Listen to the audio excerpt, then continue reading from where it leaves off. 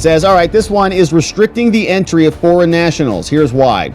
Says, during my first term, I got rid of the bad countries, and I directed the Secretary of State to make some changes back at that time. Now, some of the countries with inadequacies are faced significant challenges from reform efforts. Others have made improvements, and I've considered a lot of those recommendations, and here's what I'm doing as a result of all of this. Now, I, the President, Donald J. Trump, by the authority vested in me, hereby find that, absent measures set forth in this proclamation, the immigrant and non-immigrant entry into the United States by persons described in sections 2 and 3 of this proclamation would be detrimental to the interest of the United States, and therefore, I proclaim the following. It is now the policy of the United States to protect its citizens against terrorist attacks and national security or public safety threats. Screening and vetting protocols must be in place. They must enhance our ability to identify these people.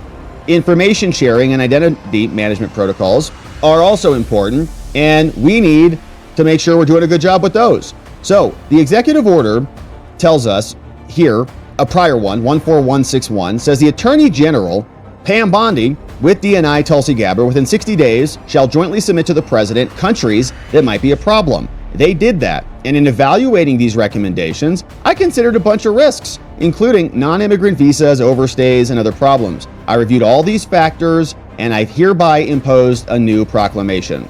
Now, I have determined to fully restrict and limit the entry of nationals to the 12 countries: Afghanistan, Burma, Chad, Congo, Guinea, Eritrea, Haiti, Iran, Libya, Somalia, Sudan, and Yemen. Entry of immigrants and non-immigrants. Until a federal judge comes back down and says, you're not the president, sir, I am. I have determined to partially restrict Burundi, Cuba, Laos, Sierra Leone, Togo, Turkmenistan, and Venezuela.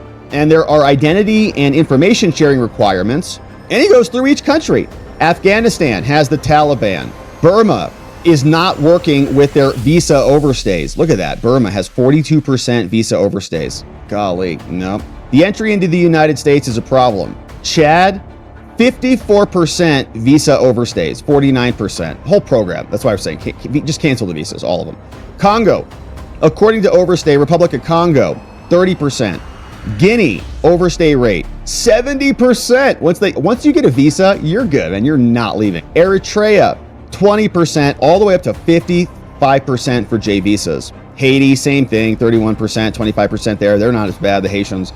Iran, they regularly fail to cooperate and a bunch of reasons. Libya, they don't have any competent or cooperative central authority for even issuing passports. So we can't vet anybody who's coming through them. Same thing with Somalia. There is no cooperative or competent central authority, so the terrorists just go there, they get fake documents, and they come into America. Not happening anymore.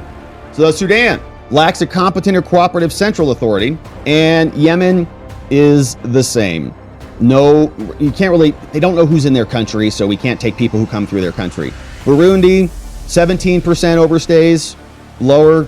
Cuba, 18%, Laos, 35%, Sierra Leone, Togo, 15, 19, Turkmenistan, Venezuela. We got Venezuela.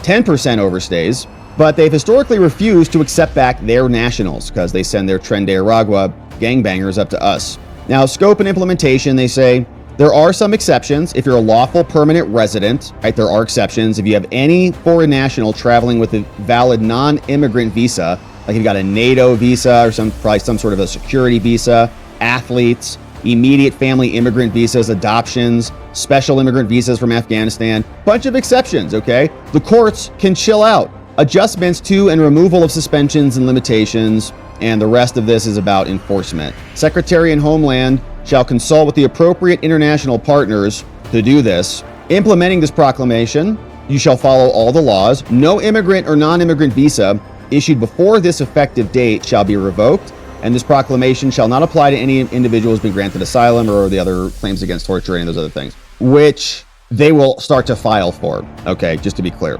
But I guess this is not giving new ones out, so don't give new ones out. But anybody who have one, if they are going to be subject to removal for whatever reason, for an overstay, like they're here or they have an overstay, and they say you got to get deported now, I'm sure they're going to file those claims, no doubt. Severability, all signed by President, and he wasn't done there because Harvard is also getting hit with the proclamation. Their visas are canceled. Harvard, you're done. They say admission to the United States for educational purposes, like the Chinese students wanted to do when they brought in their fungus, Fusarium geranium, to try to poison all of our agriculture. That privilege necessarily comes from federal law. Now, the exchange program should be based on good frameworks. And what's happening here is our adversaries, like the People's Republic of China, are taking advantage of our higher education, and they're sending in PhD students with bioweapons. Protecting our national security requires a host of institutions of foreign students to provide sufficient information about these students. You're not doing that. Crime rates at Harvard, also violent crime rates, have drastically risen. They are offering remedial math there too. Despite the risks described above, Harvard has refused the recent requests about identifying or sharing information about known problems. These concerns have compelled the federal government to conclude Harvard is no longer trustworthy and no longer a good steward of the international students or the exchange programs. And you've also got a bunch of foreign entanglements, Harvard.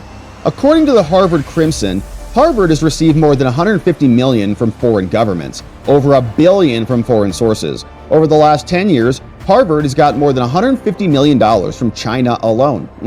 In exchange, Harvard has, among other things, repeatedly hosted and trained members of the Chinese Communist Party paramilitary organization. Yeah, Xi's daughter went to Harvard.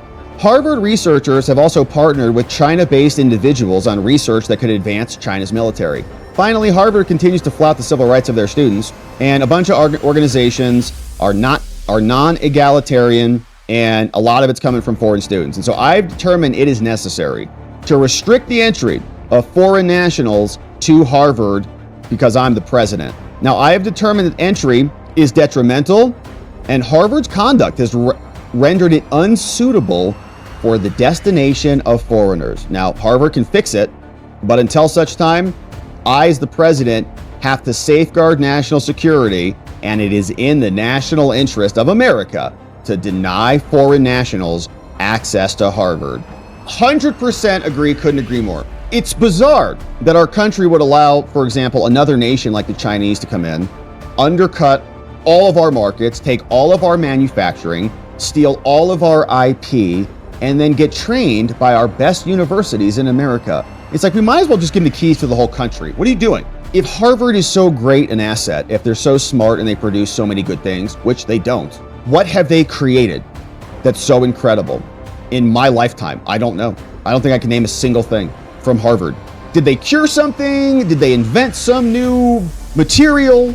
Is their physics department creating new theses that are reinventing our thought of the world?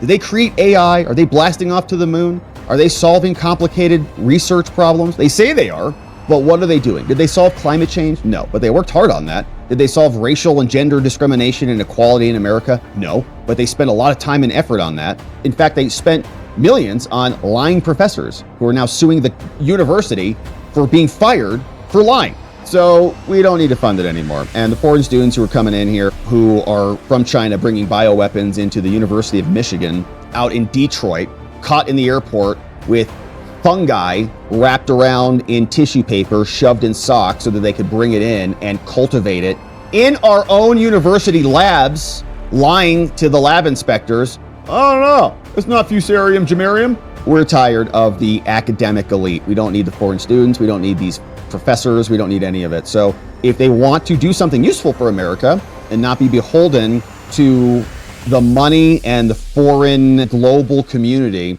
then maybe they'll be good stewards of the visa program. But until then, Harvard is cut off. So are the rest of the countries. Thanks to the president, we appreciate finally securing our borders and the integrity of our country. All right, my friends, what a beautiful day it has been.